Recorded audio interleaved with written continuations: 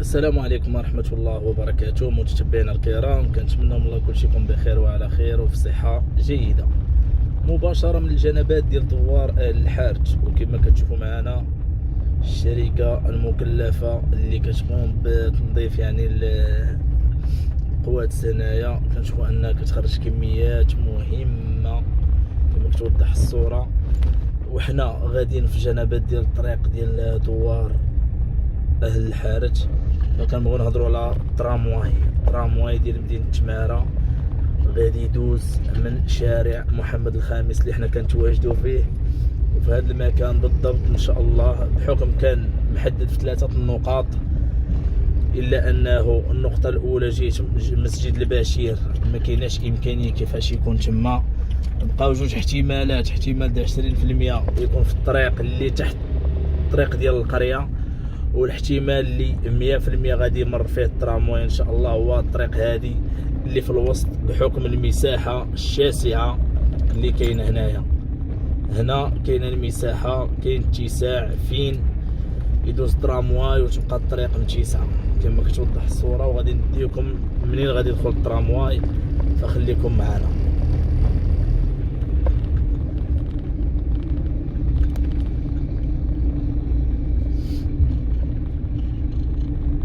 ردوا البال في هذه النقطة، الناس اللي في اليمين واليسار كيخصهم يوقفوا. كما كتشوفوا معنا هنا عندنا واحد الباركينغ الوسط، يعني كتشوفوا السيارات واقفين في اليمين وواقفين في اليسار اقصى اليسار، وجوج طوموبيلات كيمشيو للوسط في اليمين وفي اليسار. يعني عندنا اصلا الطريق ثلاثيه، امر جميل. وهنا الوسط كاين فين يدوز الترامواي ودوز حداتها شي وسيله نقل جديده الى دارت. يعني كنظن الصوره واضحه، امور ليا مزيانه في هذا الشارع صراحه. هذا الشارع مكسب في مدينه تماره. يعني كما كتشوفوا معنا الطريق ثلاثيه، جوج كيديو وجوج كيجيبوا، والطريق فين بلاصيو الطوموبيلات، بالاضافه للباركينغ اللي داروا الوسط. هادو كيعطيونا المساحه فين يقدر يدار الترامواي ان شاء الله قريبا بمدينه تماره. وهذه سبق وقلناها، بحكم كان واحد التاريخ محدد اللي غادي تبدا فيه الاشغال، الا انه تاخر ديال عمليه الهدم وتاخير ديال الاجراءات في الملف ديال قاطني دور الصافيه آلت دون ذلك، وهذا الشيء اللي عطانا واحد التاخير في الوقت. الا انه الحمد لله كنشوفوا دابا عمليه الهدم تحركت بواحد النسبه، الا انه كما كيعرف الجميع فالحمد لله عمليه الهدم انطلقات، وازيد من 2000 براكه مشات في اتجاه مدينه الصخيرات. هذا اللي غادي يعطينا الطريق اللي خاصه بشارع محمد الخامس، اللي غادي تحل لا الخاص بالسيارات ولا انطلاق الاشغال الخاصه بالترامواي اللي غادي يدوز في القلب ديال دوار اهل الحارج ودوار بن ناصر الشمالي، واللي غيمشي في اتجاه ديال محطه القطار تماره، الا الى ما كانت شي تغييرات في مستقبل الايام. كما كتشوفوا كتوضح لكم الصوره، فكاين واحد المساحه كبيره هنا اقصى اليسار، العمارات اللي هنا في اليسار مع هاد العمارات اللي في اليمين. كما كتوضح الصوره هنايا السيارات واقفين هنا مبلاصين في اليمين، وعندنا الطريق ثنائيه، هاد البلاصه فين كيوقفوا السيارات، بالاضافه للباركينغ اللي الوسط.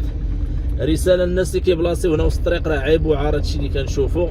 الله يجازيكم بخير، دخلوا السيارات لي باركينغ خاويين ولا دخلوهم للزناقي. لا يغير الله ما بقوم حتى يغيروا ما بانفسهم. اللي بغينا ناكدوا عليه الترامواي، هذه هي الطريق الرئيسيه، الطريق اللي واحد النسبه ديال 99% غادي يدوز فيها الترامواي، غادي يجي من حي الرياض وغادي يدخل لنا من المدخل ديال ولاد مطاع. يعني كنشوفوا كاين الطريق منين غيدوز، وهنا كنشوفوا الاسلاك العاليه التوتر، يعني غادي يمشي على هذا الاتجاه هذا. فنتمناو من الله الخير والتيسير، ونتمناو من الله ان الاشغال تنطلق في اقرب وقت، والسلطات المحليه تسرع الوتيره ديال الاشغال ديال عمليه الهدم، لانه هي اللي متحكمه حاليا في الاشغال ديال الترامواي بحكم الاخوات الارضيه. فمباشره ان شاء الله غادي نشوفوا الاشغال ديال الترامواي ونحاولوا نواكبوها معكم لحظه بلحظه الى طول الله العمر. هنا في الجنبات ديال هاد الشقق، هنايا الشقق الفاخره ربما ازيد من 200 مليون. هنا عندنا واحد الطريق اللي كان من المحتمل حتى يدوز منها الترامواي، بحكم شايف فيها الاسلاك العاليه التوتر في هذا المدخل انفاس مع قصر العداله.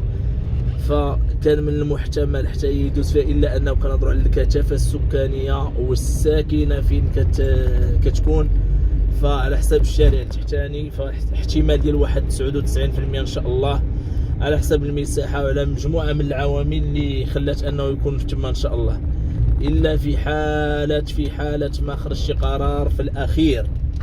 فنتمنوا من الله الخير والتيسير للجميع. وحنا في الطريق لازم ناخذكم في واحد الجوله تشوفوا الشوارع ديال مدينه تماره فين وصلت الامور، شنو تغير، شنو الجديد، شنو تبدل. اكيد الناس اللي كيتبعونا ديما فغيكونوا كيلاحظوا بزاف د الحويجات. الناس اللي مساكن عندهم الديور ديالهم هنا وساكنين في اماكن اخرى، يعني في مدن اخرى ولا خارج ارض الوطن، يعني كتحاول تقرب لهم من الاجواء ديال مدينه تماره فين تزادوا، فين كبروا، فين ترعرعوا. ولكن طرف الخبز دا من بلاصه اخرى، فالله يصاوب للجميع. هنا مسجد البشير كنهضروا على مسجد البشير كتربط مباشره بمؤسسه دار البشير، فالله يعطي لدوك الناس قصر في الجنه، هادشي اللي كنتمناو. وصراحه مؤسسه دار البشير اللي خرجت لنا افواج من الابطال حاملي كتاب الله، فكل التوفيق للاساتذه المتواجدين داخل دار البشير على المجهودات الكبيره ديالهم، لا من اساتذه لا من اداره لا من ناس اللي كيعاونوا من اماكن اخرى. ف الله يكون معاكم والله يسهل عليكم وييسر لكم مصعب. في انتظار نشوفوا شي التفاته ان شاء الله في حق هاد الطريق هادي بالقريه المعروفه بكيش الودايه. فنتمنوا من الله ان الامور تقاد وتكون شي التفاته في حق هاد الشوارع هادو، ونشوفوا شوارع عملاقه. لان صراحه الحي ديال كيش الودايه كيتعتبر من ارقى الاحياء، من اجمل الاحياء.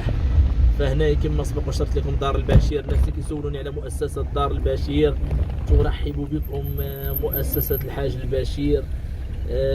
هنا المدرسه بالجنب هذا المسجد، وهذا احد ابناء مدينه تماره الله يحفظه وييسر ليه، معاذ. السلام عليكم. معاذ الغزال، معاذ ابن مدينه تماره، ما شاء الله حامل لكتاب الله، الله يسهل عليه يا ربي ويحفظه لوالديه. فنلتقي في موعد قادم ان شاء الله في فيديو جديد. استودعكم الله الذي لا تضيع ودائعه، والسلام عليكم ورحمه الله وبركاته.